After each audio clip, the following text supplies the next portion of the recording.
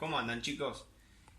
Vuelvo con un video nuevo para explicarles los temas del TP4 que voy a subir uno de estos días. En el TP4 vamos a tocar los temas trigonometría, es decir, triángulos, y dentro de los triángulos vamos a ver los triángulos rectángulos, donde vamos a concentrarnos en el tema de teorema de Pitágoras. Vamos a hacer primero un repaso de los triángulos, hay muchos que los vieron, otros que no, por eso presten atención, y después nos metemos de lleno con el teorema. Bien, los triángulos. Los triángulos se pueden clasificar de dos formas. Primero, por los lados.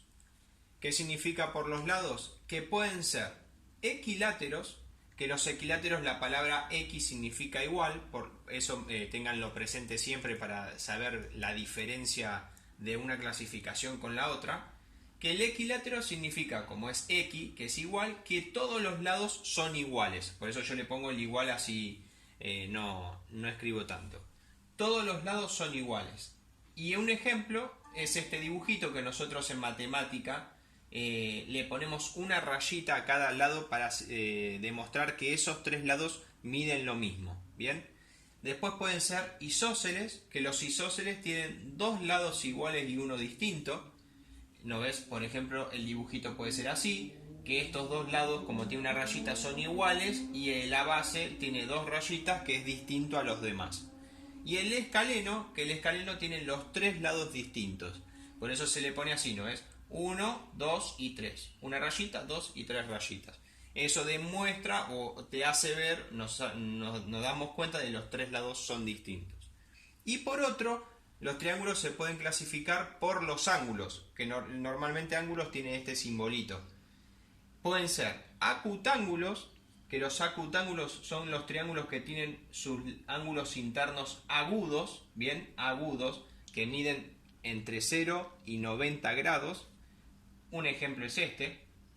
El obtusángulo, que un triángulo obtusángulo tiene un ángulo interno obtuso, que un ejemplo es este, que este ángulo es obtuso, el obtuso mide entre 90 y 180, y el triángulo rectángulo, que el rectángulo tiene un ángulo interno recto, ¿bien?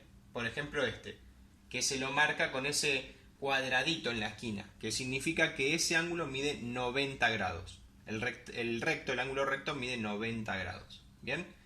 Esa es como un repaso general de la clasificación. Después una cosa importante que hay que saber de los triángulos, que tiene ángulos internos y ángulos externos. ¿Bien? La suma de los ángulos internos, que acá lo pueden ver, que los ángulos internos son A, B y C de este triángulo. A, B y C son los ángulos internos. La suma esa va a dar 180 grados. ¿Bien? Cuando yo sumo estos tres ángulos me tiene que dar 180 grados.